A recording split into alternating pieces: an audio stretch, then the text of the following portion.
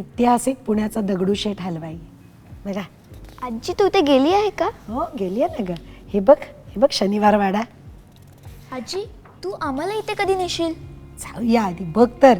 सिंहगड आहे आणि हे गेटवे ऑफ इंडिया. ह्याचं महत्व माहितीये का? का बरं हे इतकं प्रसिद्ध आहे सांग बघू. का प्रसिद्ध आहे? कारण ते खूप उंच आणि ते सुंदर आहे. हो एकदम बरोबर. आणि हे विशेष करून बांधलं गेलं होतं खास पाहुण्यांचं स्वागत करण्यासाठी. पण खऱ्या अर्थाने ना हे आपल्या देशाच्या इतिहासाचं आणि जगाशी असलेल्या आपल्या नात्याचं प्रतीक आहे. मी कुठे शब्दांची पालहाळ लावते. तू जरा आपल्या या चिन्हांबद्दल, स्मारकांबद्दल, या वैभवशाली इतिहासाबद्दल सांग ना जरा मुलांना. अगं आई खरंच चांगली कल्पना आहे. मग काय ऐकायचं आपल्या स्मारकाबद्दल आणि इतिहासाबद्दल? हो बाबा. हवी आहे ना माहिती? तर चला मग तुम्हाला सगळी माहिती देतो. चला शाबास. चला. अजून रमायला आवडतं मला आठवणीत. प्रत्येक चिन्हामागे एक गोष्ट असते. जसा प्रत्येक स्मारकामागे इतिहास असतो. आज आपण या कहाण्या शोधूया. आपण महाराष्ट्र आणि भारताचा अभिमान, आपली राष्ट्रीय चिन्ह, स्मारक आणि समृद्ध वारसा यांची सफर करूया. या सुंदर प्रवासाला सुरुवात करूया. चला चला चला चला चला. अजून बऱ्याच गोष्टी शिकायच्या बाकी आहेत. शिकायच्या आहेत ना? हो. तर आपण आता भारताच्या राष्ट्रीय चिन्हांवर बोलण्यापूर्वी महाराष्ट्रापासून सुरुवात करूयात. तुम्हाला माहिती आहे का आपल्या राज्याचीही एक खास चिन्ह आहेत, अगदी देशासारखीच. खरंच? ती कोणती? थांबा तुम्हाला दाखवतोच. इथे प्रोजेक्टरवर बघा. हे आहे भारतीय साळींदर. खूप चपळ प्राणी हा. याला उंच उंच झाडांवर खूप राहायला आवडतं. खूप गोड दिसतो. हो. आणि हे बघा हा पक्षी आहे हरियल, आपला राज्य पक्षी. किती रंगीत आहे हा. हो ना. आता आपण काही चिन्ह बघूयात. बघा जी आपल्या महाराष्ट्राची चिन्ह आहेत, आपली निसर्गाशी जोडलेली ओळख दाखवतात. हा बघितलं? हे काय आहे? आंब्याचं झाड. जे तुम्हाला आंबा खायला खूप आवडतो ना, जे चविष्ट फळ आहे आणि आपल्याला झाड सावली सुद्धा देतं. मला आंबे खूप आवडतात. हो. आणि विसरू नका ब्लू मोरमॉन आपलं राज्य फुलपाखरू आहे आणि ते आपल्या संस्कृतीसारखं रंगीबेरंगी आहे. छान आहे ना ब्लू मोरमॉन. माहिती होतं का? प्रत्येक राज्याचं स्वतःचं एक प्रतीक असतं. हे बघा हे चित्र पहा. याच्यात आपल्या महाराष्ट्राचं राज्य चिन्ह आहे. हे आपला अभिमान आणि बोधवाक्य दाखवतं. बोधवाक्य काय आहे हे? बोधवाक्य प्रतिपच्चेंद्र लेखेव वर्धिष्णु वृष्व वंदिता महाराष्ट्रास्य राज्यस्य मुद्रा भद्राय राजते. याचा अर्थ काय आहे माहितीये? महाराष्ट्राच्या राजमुद्रेची कीर्ती पहिल्या चंद्रकोरीसारखी वाढत राहील. ती जगाने वंदनीय असेल आणि लोकांच्या कल्याणासाठी प्रकाशमान राहील. किती सुंदर आहे. हो. आता हे बघा भारताचा राष्ट्रध्वज. हा आपल्या भारताच्या राष्ट्रीय चिन्हांबद्दल बोलूयात ना आता. तिरंगापासून सुरुवात करूयात. ओके. केशरी शौर्यासाठी, हा. पांढरा शांतीसाठी आणि हिरवा समृद्धीसाठी. अगदी बरोबर. आणि अशोक चक्र जे प्रगतीचं प्रतीक आहे, हे सुद्धा लक्षात ठेवायचंय तुम्हाला. बिलकुल. राज्य असो किंवा देश, ही चिन्ह आपल्याला आपला वारसा आणि मूल्यांची आठवण करून देतात. भारताच्या सांस्कृतिक विविधतेविषयी आणि प्राचीन भारताच्या अद्वितीय योगदानाविषयी बोलूयात. बाळांनो, तुम्हाला इंद्रधनुष्य माहितीये? त्या इंद्रधनुष्यामध्ये कसे वेगवेगळे रंग असतात, खूप सुंदर दिसतात ना ते. तसंच आपला भारत हा इंद्रधनुष्यासारखा आहे, ज्यामध्ये विविध संस्कृती, भाषा आणि परंपरा आहेत. तर मग आता आपण आपल्या देशाच्या प्रत्येक भागाचं वेगळेपण कसं आहे ते जाणून घेऊयात. चला.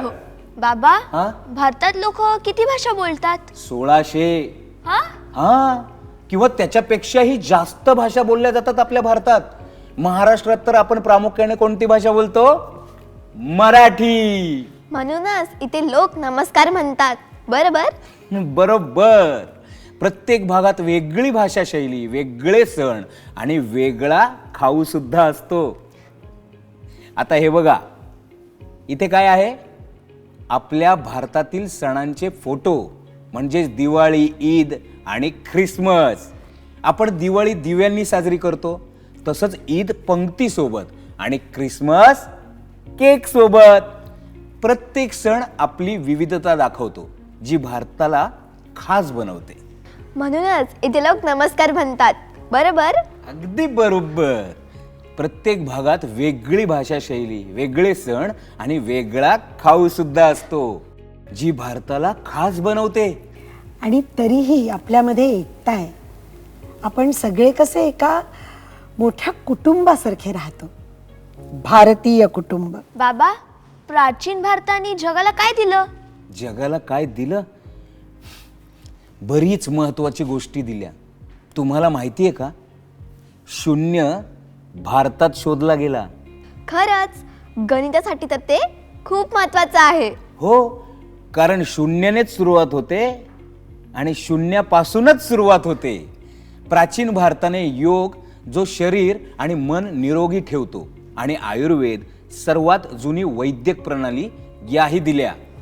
म्हणजे भारत खूप वर्षापासून जगाला मदत करत आहे. अगं हो, चतुरंग, ज्याला आपण आज चेस म्हणतो की नाही, खगोलशास्त्रातले शोध किंवा धातू कामातले शोध हे महत्वाचे शोध ठरले. आता प्राचीन भारताने जगाला अद्भुत योगदान दिलंय. आपली संस्कृती आणि ज्ञान शतकानुशतक जगाला प्रेरणा देत आली आहे. हो ना आई? आपली आजी जे सांगते ना, ते नीट ध्यानपूर्वक ऐका. खूप महत्वाच्या गोष्टी आहेत.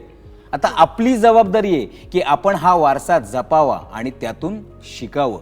तर मग चला, आता सक्रिय आणि जबाबदार नागरिक कसं व्हायचं ते जाणून घेऊयात. याचा अर्थ काय बाबा? याचा अर्थ आपला समाज चांगलं बनवण्यासाठी आपलं काम करणं. म्हणजेच उदाहरणार्थ आपला आजूबाजूचा परिसर स्वच्छ ठेवणं, किंवा त्यासाठी डस्टबिनचा वापर करणं, म्हणजेच कचरा पेटीचा वापर करणं. म्हणजेच रस्त्यावर कचरा न टाकणं. अगदी बरोबर. अशा छोट्या छोट्या कृतीच निसर्गाचा आदर दाखवतात. आता हे बघा, फळ्यावर बघा, आपला आजूबाजूचा परिसर कसा स्वच्छ ठेवायचा आणि कचरा पेटीचा वापर कसा करायचा, त्यातील काही चलचित्र दाखवतो. बघा.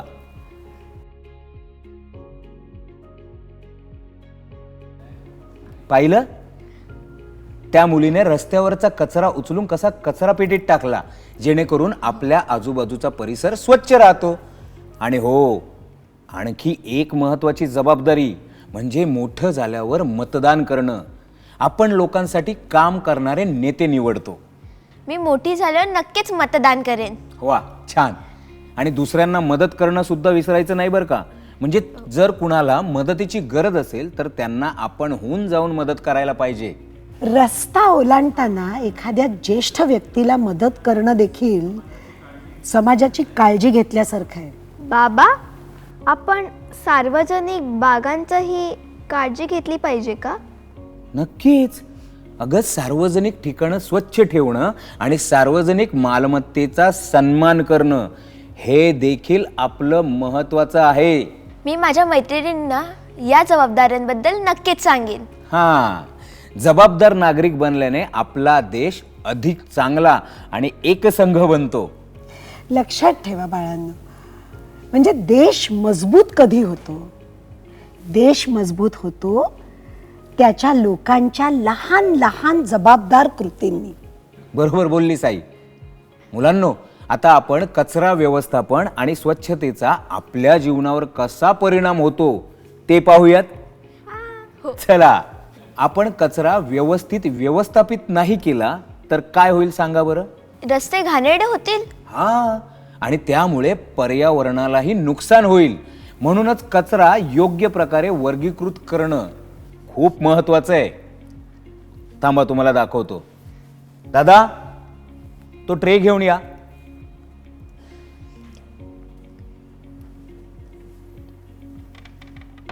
धन्यवाद.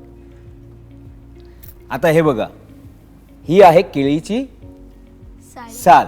आता मला सांगा, ही कोणत्या कचरा पेटीत टाकायची? ओल्या कचरा पेटीत. हा, ओल्या कचरा पेटीत टाकायची. अगदी बरोबर. ओल्या कचरा पेटीत फळांच्या साली, भाज्यांचे टरफले आणि उरलेलं अन्न येतं. याचा उपयोग खत बनवण्यासाठी होतो, जो झाडांना पण खूप उपयोगी असतो. आता दुसरं आहे प्लास्टिकच्या बाटल्या. हे कुठे टाकायचं? सुक्या कचरा पेटीत. अगदी बरोबर मीरा. सुका कचरा पेटीत टाकायचं, जेणेकरून कचरा म्हणजे प्लास्टिक, कागद आणि मेटल सारख्या गोष्टी ह्या सुक्या कचरा पेटीत टाकल्या जातात. यांचं पुनर्वापर करून नवीन उत्पादने बनवता येतात. बरोबर आहे, अगदी बरोबर आहे. आता कचरा वर्गीकरण केल्यामुळं निसर्गाचं रक्षण होतं आणि आजूबाजूचं आपला शेजार पाजार वस्ती स्वच्छ राहते. हो आई, अगदी बरोबर बोललीस. आपण कचरा कमी करण्यासाठी वस्तूंचा पुनर्वापरही केला पाहिजे. उदाहरणार्थ जुन्या बरण्या, त्या फेकण्यापेक्षा त्यांचा उपयोग मसाले साठवण्यासाठी सुद्धा करू शकतो ना. आणि प्लास्टिकच्या पिशव्या वापरण्याऐवजी आपण कापडी पिशव्या वापरू शकतो, बरोबर? परफेक्ट. म्हणजेच कचरा व्यवस्थापनासाठी रिड्यूस, रियूज आणि रिसायकल असे 3 R खूप महत्वाचे आहेत. आता मी नक्कीच कचरा व्यवस्थित वर्गीकृत करीन. छान. अरे, लहान लहान गोष्टीच ना मोठा बदल घडवतात. हो. आता आपण पुढे बघूयात आपल्या देशाचा पाया म्हणजेच आपलं भारतीय संविधान याबद्दल जाणून घेऊयात. चला. तुम्ही दोघं खूप उत्साही दिसताय. हो आजी. आतापर्यंत तुम्हाला सगळ्यात जास्त काय आवडलं रे? कचरा कसा वर्गीकृत करायचा, स्वच्छता कशी ठेवायची हे शिकायला खूप मजा आलं. आणि जुन्या वस्तू कशा परत वापरता येईल हेही. छानच आहे. आपली आजूबाजू स्वच्छ ठेवणं ही आपल्या सगळ्यांची जबाबदारी आहे, कुणा एकाची नाही, सगळ्यांची जबाबदारी. आत्तापर्यंत आपण राष्ट्रीय आणि राज्य प्रतीक, सांस्कृतिक विविधता, नागरिक म्हणून कर्तव्य आणि कचरा व्यवस्थापनाबद्दल शिकलो. पण अजून खूप काही शिकायचंय. पुढच्या भागात आपण आपल्या लोकशाहीचा पाया भारतीय संविधान याचा शोध घेऊया आणि त्यातून मिळालेल्या हक्क आणि जबाबदाऱ्या समजून घेऊया. या महत्त्वाच्या प्रवासासाठी आमच्या सोबत राहायचं.